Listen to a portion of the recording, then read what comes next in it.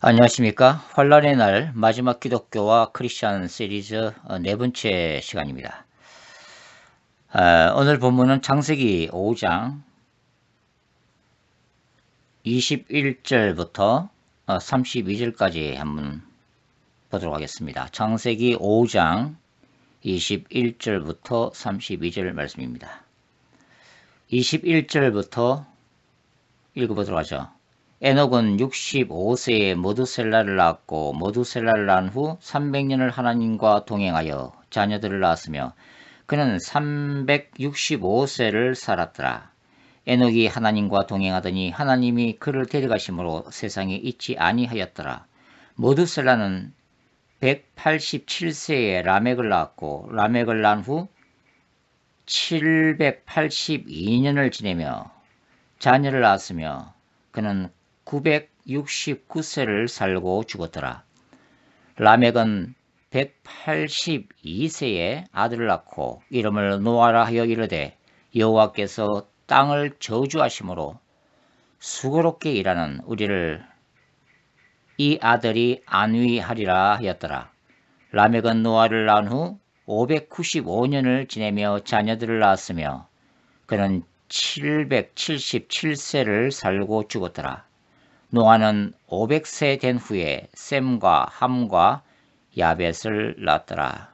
아멘. 오늘 아침에도 여전히 뉴스는 대체로 부정적인 뉴스뿐입니다. 미국도 이제 하루에 200명이 사망한다고 전해지고 있습니다. 미국 땅 가운데서도 가장 심각한 뉴욕에서는 이제 거리를 봉쇄하겠다는 그런 얘기도 나오고 있죠. 스페인은 하루에 700명 가까이 코로나 바이러스로 사망하는 그런 암울한 시기를 보내고 있습니다. 중국에서는 우한에서 시민들이 폭동이 일어났다고 하는데요. 앞으로 어떻게 진전이 될지 모르겠습니다. 그러나 그 가운데서도 조금 긍정적인 소식은 이제 드디어 미국에 살고 있는 성인들에게 한 사람당 1200불씩 지불된다는 얘기가 이제 실현되는 단계에 와 있는 것 같습니다. 앞으로 2주나 아무리 길어도 3주 안에는 캐시가 나올 것 같습니다. 바라기는 또 여러 가지 재정적인 문제로 고통을 당하는 우리 소자영업자 분들에게 좀 무이자로 재정융자가 좀 풍성이 되어서 이 어려운 때를 버텨나갔으면 하는 마음입니다. 아직은 백신이 개발되어 시판되기까지는 1년 이상 걸릴 것 같고 다만 현재 코로나 바이러스에 감염된 분들에게 에이즈나 말라리아 치료제로 쓰이고 있는 약품들이 좀 부작용이 없이 잘 워킹 된다는 좀 그런 뉴스들이 전해졌으면 하는 바람입니다. 오늘 본문에서 우리는 지난 시간에 이어서 에녹에 이어서 에녹의 아들 머두셀라의 관점에서 한번 생각해 보도록 하겠습니다. 아버지 에녹이 당대의 가장 짧은 인생을 살다 간 사람이라면 그 아들 머두셀라는 이 땅에서 가장 긴 인생을 살다 간 최장수의 사람이었습니다. 머두셀라는 어린 시절에 아버지 에녹으로부터 자신의 인생이 이 땅에서 종말을 고하는 날 세상 전체의 종말이 올 것이라는 가르침을 아마도 귀에 못이 박히도록 교육받았을 것입니다. 머두셀라라고 하는 이름이 그가 죽으면 심판이 올 것이다 라는 의미를 담고 있었기 때문에 머두셀라라고 하는 이 이름이 그의 친구들과 이웃 사람들에 의해 불리워질 때마다 사람들은 어떤 메시지를 받고 있는 겁니까? 바로 죽으면 심판이 올 것이다. 이 아이가 죽으면 심판이 올 것이다.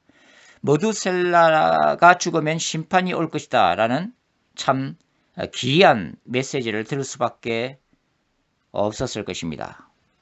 말 그대로 머두셀라라고 하는 이름은 타락한 세상에 선포되는 예언자적인 바로 메시지 그 자체였던 것입니다.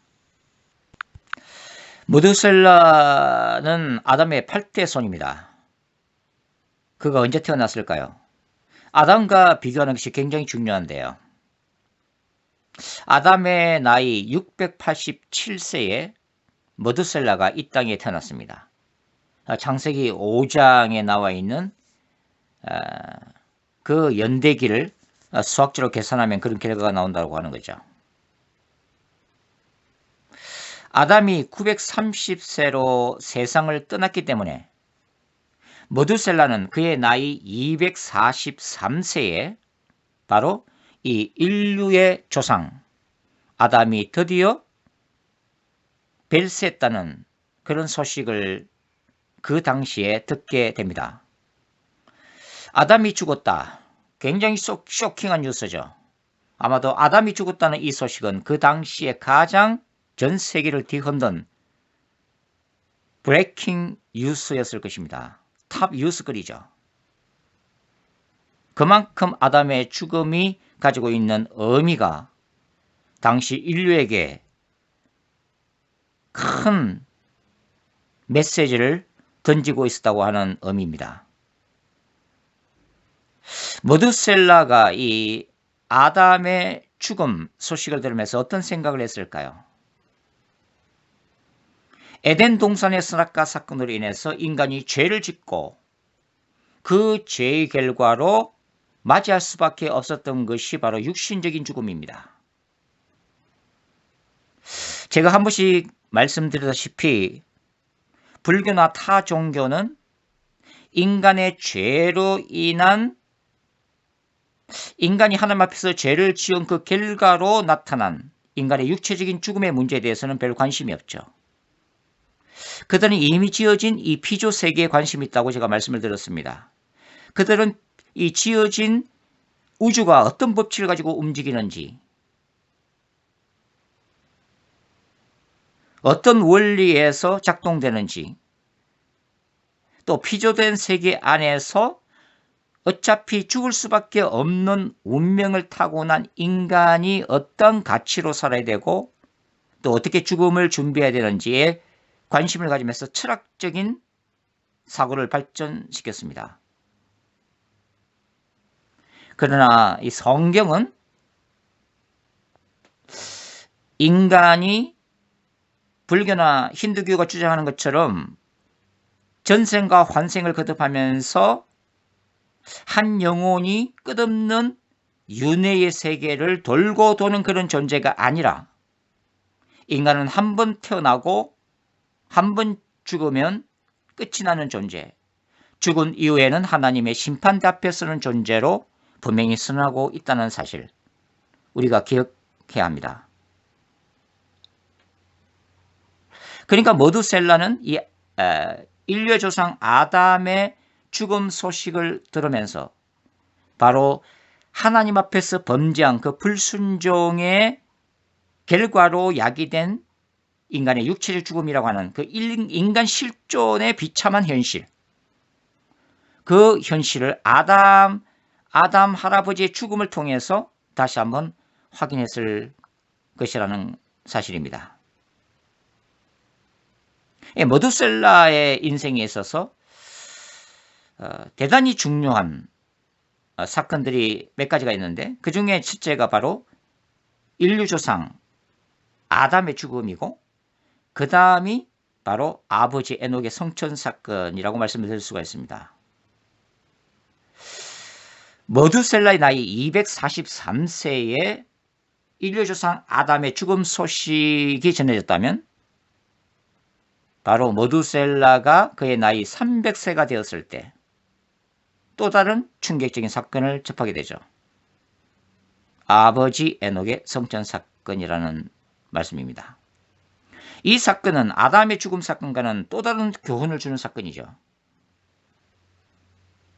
어찌 보면은 아담의 죽음과는 대조가 되는 또 하나의 큰 강력한 메시지를 받을 수 있는 사건, 즉 인간이 하나님과 동행할 때 죽음을 보지 않고도 하늘로 올라갈 수 있다고 하는 생생한 교훈을 머두셀라는 그 가슴에 새기게 됩니다. 데살로니가 전서 4장에는 바로 예수 그리스도의 재림 사건이 기록이 되어 있죠. 바울은 천사장의 나팔 소리와 함께 주님이 오실 때에 성도들이 랩처, 휴거에서 공중에서 주님을 맞이할 것이라고 기록하고 있습니다. 근데 바울은 그 순서를 기록하고 있죠. 즉 죽은 자들이 먼저 일어나서 부활체를 입고 주님을 영접할 것이고 그 다음에 살아있는 우리도 공중에서 주님을 영접하게 될 것이다. 사도 바울에게서 찾아볼 수 있는 임박한 종말론입니다. 사도 바울을 비롯해서 초대 교회는 바로 자기 시대에 예수님이 재림할 걸로 인식했다는 것을 우리가 알 수가 있는 장면이죠. 예수님이 오시면, 예수님이 재림하시면 바로 그때까지 살아있던 사람들은 바로 살아서 주님을 맞이하게 될 것이라는 것입니다. 바로 에녹의 성천 사건에 다시 마지막 때에, 재림 때에 아마도 되풀이 될 것입니다. 그러니까 머두셀라는 이 두 가지 사건, 즉 아담의 육체적인 죽음과 에녹의 성천 사건을 통해서 뭘 붙드는 거예요? 바로 종말론적 신앙을 더욱더 붙들게 되었을 것이라는 것입니다.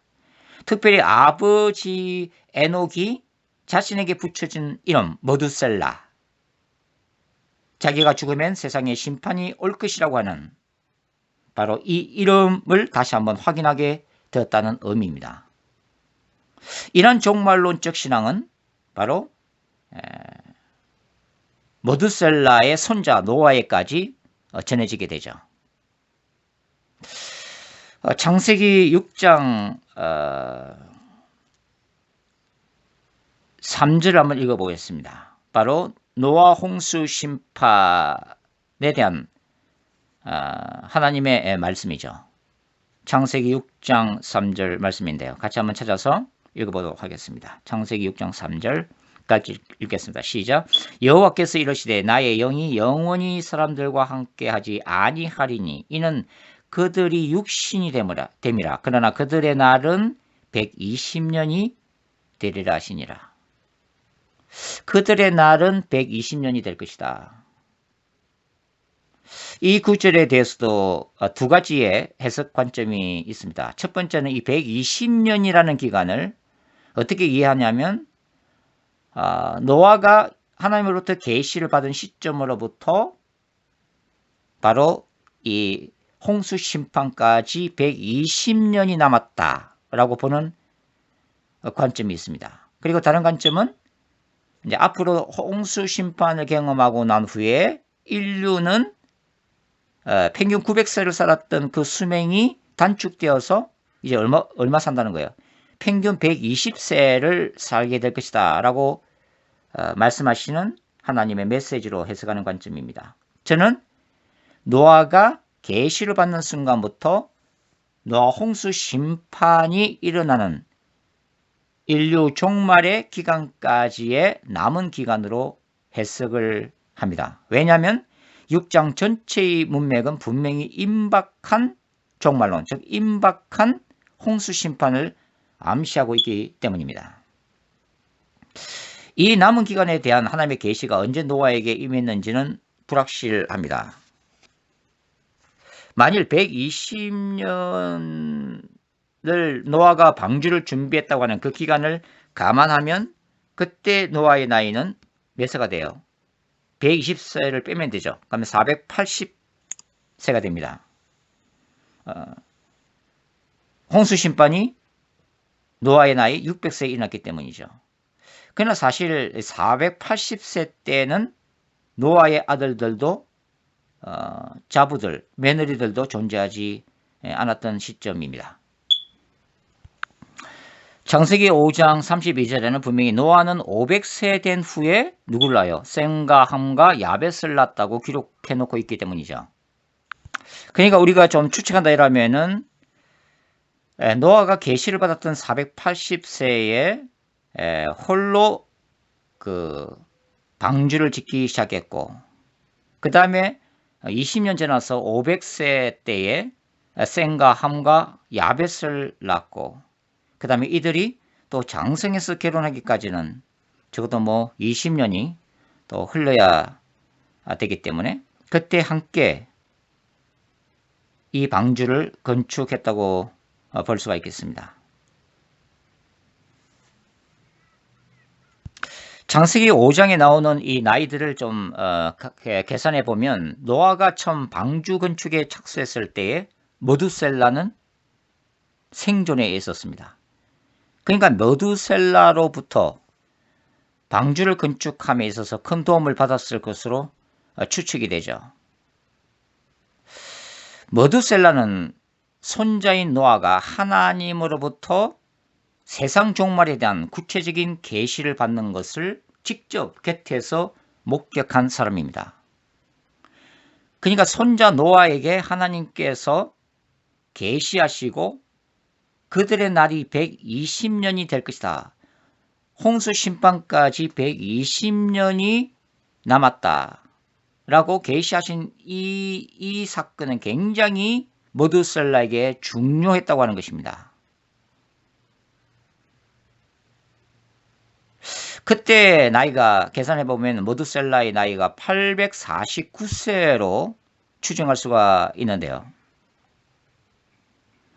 그러니까 손자 노아를 통해서 결론적으로 머두셀라는 바로 그의 남은 인생이 120년도 채 남지 않았다는 사실을 깨달을 수 있었다고 하는 것입니다.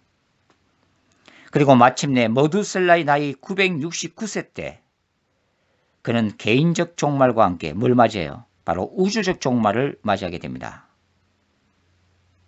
그런데 재미있는 것은 이 창세기의 기록은 노아의 방주에 탄 노아의 가족을 기록하고 있는데 바로 그 가운데는 머두셀라 이름이 빠져 있습니다. 즉 머두셀라가 노아의 방주에 들어갔다는 기록이 없다고 하는 것입니다.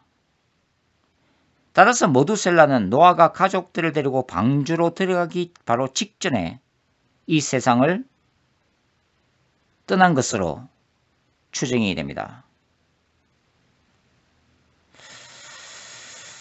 재미있는 상상이지만 바로 그 당시에 많은 사람들이 머두셀라의 장례식에 참석했을 것입니다. 그리고 바로 머두셀라가 죽었다. 즉 그의 이름의 의미대로 죽으면 종말이 오리라 라고 하는 그 이름의 의미를 가진 머두셀라가 죽음으로 인해서 죽으면 종말이 오리라고 하는 메시지도 그들이 기억했을 것이라고 하는 것입니다. 그러나 사실 창세기는 간략하게만 기록하고 있기 때문에 결국은 노아 방주에 노아의 식구만 들어갔다는 것을 우리가 기억하면 이 종말론적 진리 앞에서 깊이 회개한 사람이 단 한 사람도 없었다는 것을 우리가 알 수가 있습니다. 머두셀라가 죽었음에도 불구하고 머두셀라가 이 세상을 떠났음에도 불구하고 머두셀라 이름이 죽으면 심판이 올 것이라고 하는 그 메시지가 이제 눈앞에서 성취되는 시점에 있음에도 불구하고 그 진리를 믿고 받아들인 사람들이 없었다고 하는 것입니다. 지금도 예수 그리스도의 복음은 끊임없이 선포되고 가르치고 전해지고 있습니다. 그러나 이 땅의 수많은 사람들은 여전히 예수 그리스도의 복음을 받아들이지 않습니다. 예수 그리스도의 십자가의 죽음과 부활의 메시지를 받아들이지 않죠. 더군다나 예수님이 다시 오신다고 하는 예수님이 재림지로 오셔서 이 세상을 심판할 것이라고 하는 그 메시지를 받아들이는 사람이 드물다는 것입니다. 절대적인 진리를 거부하는 포스트 모더니즘의 사회, 모든 종교에도 진리가 있다고 믿는 종교다원주의 시대, 영원한 진리에 대해서 영적인 눈이 멀고 귀가 어두워진 타락한 시대상, 바로 노아 시대와 똑같다 하는 것을 우리가 볼 수가 있다고 하는 것이죠. 요한계시록 9장을 읽어보면 요한이 밤모습에서 바라봤던 이 환상 가운데도 여전히 예수 그리스도께서 재림하는 그 임박한 인류 역사의 마지막 때에도 여전히 많은 사람들이 우상을 섬길 것임을 기록해 놓고 있습니다. 한번 찾아보죠. 요한계시록 9장을 찾아보겠습니다. 요한계시록 9장 20절과 21절을 한번 찾아서 같이 한번 읽어보도록 하죠. 요한계시록 9장 20절과 21절 말씀 같이 읽어보겠습니다. 이 재앙에 죽지 않고 남은 사람들은 손으로 행한 이 일을 회개하지 아니하고 오히려 여러 귀신과 또는 보거나 듣거나 다니거나 하지 못하는 금, 은, 동과 목석의 우상에게 절하고 또 그 살인과 복술과 음행과 도적죄를 회개하지 아니하더라. 계속되는 하나님의 부분적 심판에도 불구하고 하나님이 보여주시는 마지막 때의 경고에도 불구하고 인간의 힘으로 어떻게 할 수 없는 마지막 때의 재앙을 계속 보고 있음에도 불구하고 세계 곳곳에서 일어나고 있는 지진과 산불과 쓰나미와 변종 바이러스의 창궐이라고 하는 그런 종말론적 현상을 바라보고 지켜보고 경험하고 있음에도 불구하고 여전히 인류의 수많은 사람들은 그것이 다만 생태계 파괴, 단순한 생태계 파괴로 온 일시적인 재앙, 인간이 스스로 초래한 인위적인 재앙으로만 간주하고 하나님의 경고적 심판에는 귀를 기울이지 않는다고 하는 것입니다. 그러니까 회개할 수가 없는 거죠. 인간이 그러한 재앙 앞에서 얼마나 연약한 존재인지 한치의 오차 없이 움직이고 있는 이 우주 법칙이 그냥 만들어진 진화론적 결과가 아니라 이 세상을 창조하신 전능하신 존재가 있다는 것을 인정하지 않으면서 여전히 회개하지 않더라 하는 것입니다. 전면적이고 최종적인 심판, 그것은 예수 그리스도의 재림 사건이죠. 그 사건이 오기까지 하나님은 지구를 흔들어 깨우십니다. 지옥으로 떨어질 수많은 영혼들이 부분적 경고와 부분적 심판을 보고서라도 예수 그리스도를 영접하고 영원히 살 수 있는 그 길을 선택하기를 하나님이 원하시기 때문입니다. 바로 그때까지 주님은 끝없이 기다리시죠. 끊임없이 인내하시고 기다리십니다. 바로 한 생명 한 생명 한 영혼을 향한 하나님의 눈물과 헤세드, 하나님의 긍휼 때문입니다. 존 모리스 박사라는 분이 있는데요. 그분이 기고하신 글 중에서 모두셀라는 어떻게 죽었는가? How did 메두셀라 die? 라는 글이 있습니다. 근데 이 글을 읽어보면 존 모리스 박사는 메두셀라가 장수했던 이유는, 메두셀라가 오래 살았던 이유는, 아니 메두셀라가 가장 오래도록 지상에 남아 있었던 이유는 바로 야훼 하나님의 인내 때문이었다고 기록을 내놓고 있어요. 그러니까 하나님이 그 당시에 타락한 세상 속에서 단 한 사람의 영혼이라도 더 구원하시기 위해서 머두셀라를 이 땅에서 가장 오래 생존토록 허락하셨다는 의미입니다. 왜냐하면 머두셀라 이름 자체가, 죽으면 심판이 오리라고 하는 이 이름 자체가 마지막 종말을 경고하고 하나님께로 회개하고 돌아오라는 예언자적인 메시지 그 자체였기 때문입니다. 제가 지난 시간에도 말씀드린 기억이 나지만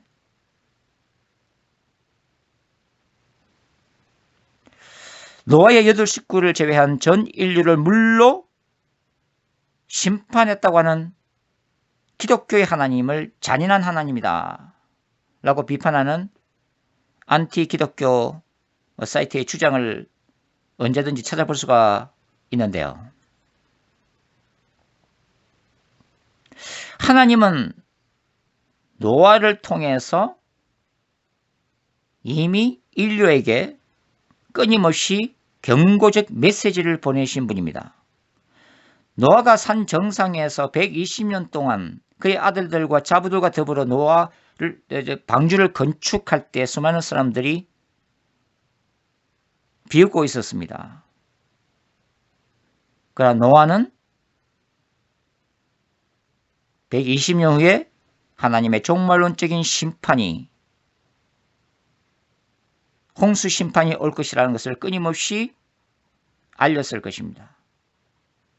하나님은 120년을 인류에 대해서 참고 기다리신 것이죠. 가나안 정복 전쟁도 마찬가지입니다. 하나님이 가나안 족속들을 아이부터 어른까지 다 진멸하라고 하는 이 거룩한 전쟁, 그러나 하나님은 창세기 15장을 읽어보면 하나님이 믿음의 조상 아브라함에 나타나셔서 말씀하시는 이 부분에서 우리는 또한 한 가지 사실을 우리가 찾아볼 수가 있죠. 창세기 15장 한번 찾아보겠습니다. 창세기 15장. 창세기 15장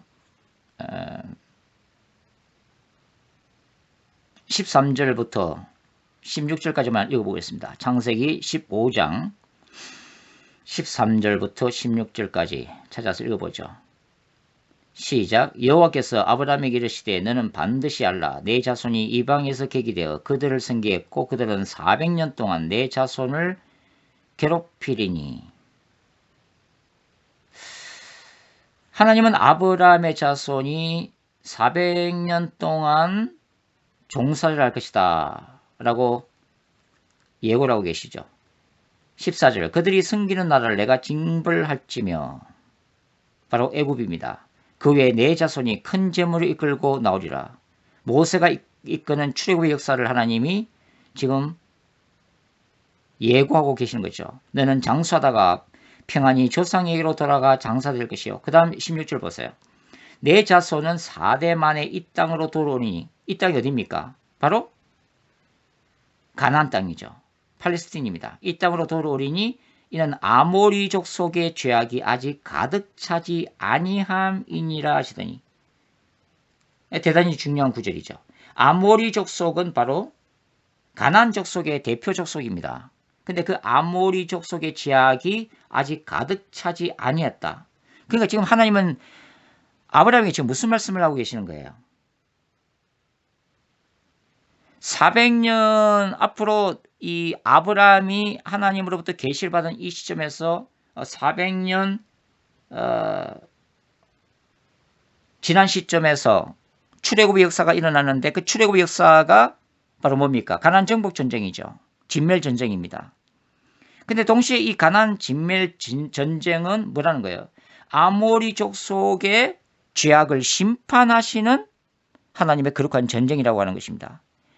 그러니까 아브라함에게 계시한 이 시점부터 하나님은 400년을 더 기다려 보겠다고 하는 거죠.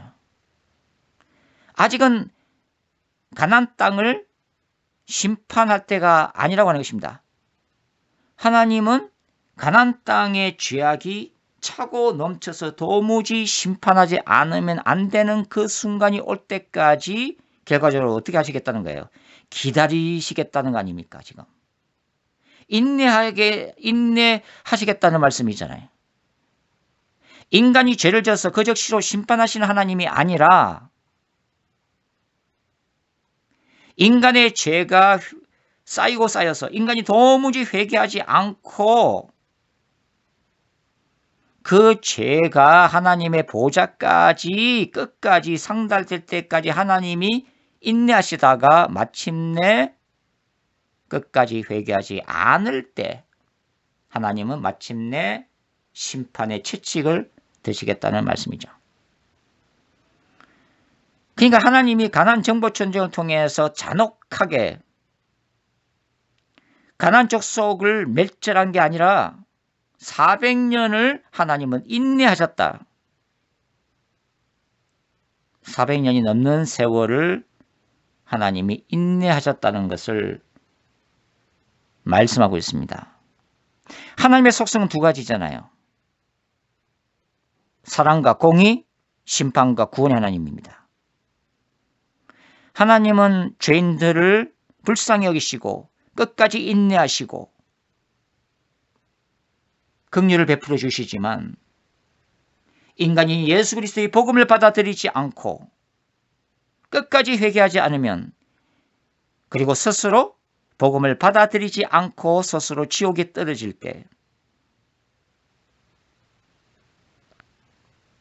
하나님은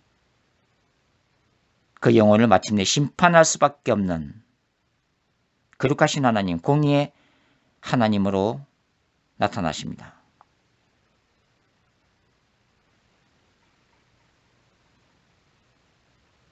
이 시대는 예수 그리스도의 재림을 준비하는 시대라고 말씀을 드릴 수가 있습니다. 지금도 이슬람권에서는 초자연적인 기적들도 많이 일어나죠. 무슬림에서 예수 그리스도를 믿은 사람들의 간증에 따르면 그들이 꿈에 예수님도 만나고 천사도 만나는 그런 놀라운 간증들을 하고 있습니다.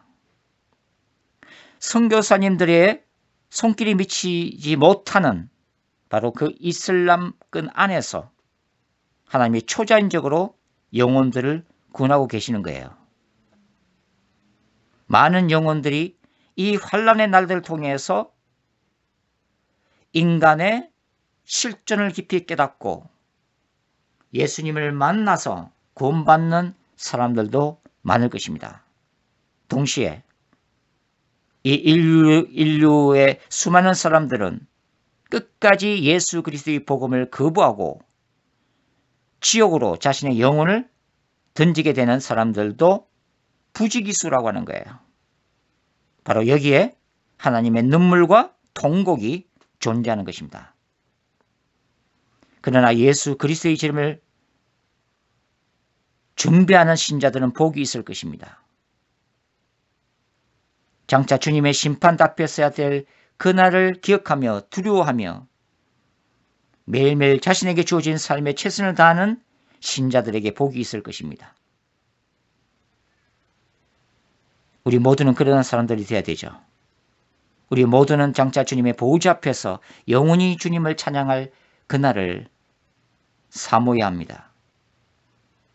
예수 그리스도의 재림 사건은 불신자들에게는 준엄한 무서운 참혹한 심판의 날이지만 신자들에게는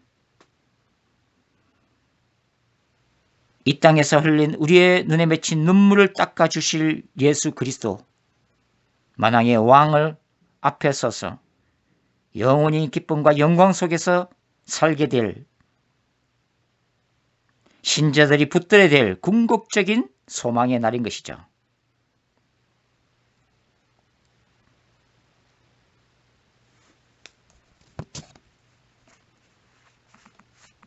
그렇기 때문에 예수 그리스도의 재림의 날은 우리에게 복된 날이라고 하는 것입니다. 주님은 그 최후 승리의 날까지 인내하라고 말씀하십니다. 그리고 이 세상을 바라보지 말고 하늘을 바라보라고 말씀하십니다. 이 땅의 것을 붙들지 말고 하늘의 것을 붙들라고 말씀하십니다. 우리가 이 땅에서 최선을 다해서 살아가지만 그러나 우리에게 하늘이 있다는 것, 우리가 돌아갈 아버지의 집이 있다는 것, 천국이 있다는 것, 예수님의 재림이 가까워 오고 있다는 것, 그리고 영원한 새하늘과 새 땅, 그 축복된 뉴 제루살렘이 우리에게 도래하고 있다는 것.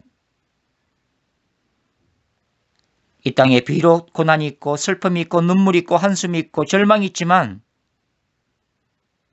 우리에게 하늘의 그 영원한 소망이 있기 때문에, 주님의 보좌 앞에서는 그 영원한 희망이 있기 때문에, 하늘 가는 밝은 길이 있기 때문에 우리는 이 땅에서 인내해야 하고 승리할 수 있는 것입니다. 그 최후의 승리의 날을 기대하면서 오늘 우리에게 주어진 선한 싸움을 끝까지 싸워야 할 시대적 부르심과 사명 앞에 우리는 지금 서 있는 것입니다. 기도하시겠습니다. 그러가신 아버지 하나님, 에녹도 라멕도 머두셀라도 노아도 흔들리는 시대, 죄악된 세상에서 살아가면서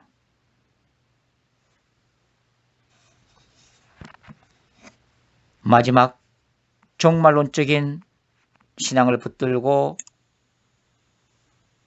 이 땅에서 싸우다가 하나님 품에 안긴 사람들입니다. 우리도 그렇게 살 수 있도록 믿음을 주시옵소서.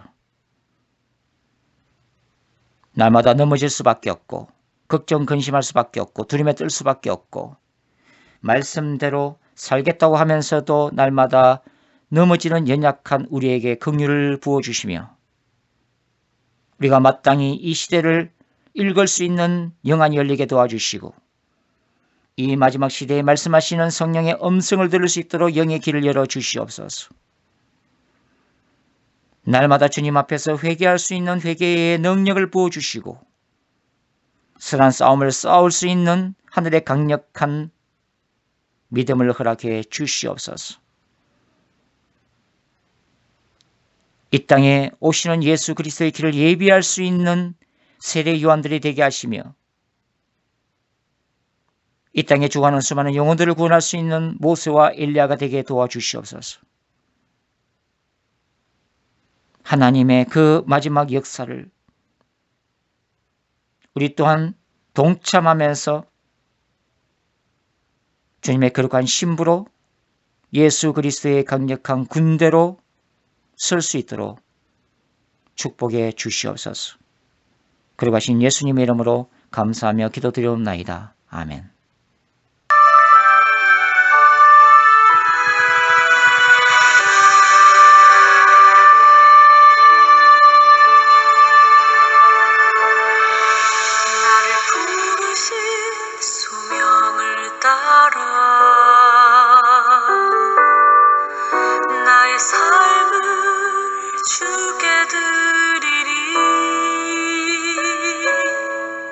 나를 지으신 주의 뜻을 보게 하여 주소서. 주의 뜻 이루어 주소서. 나를 지으신 목적을 따라 나의 삶을 주께 드리리. 아버지께서 나를 알듯 주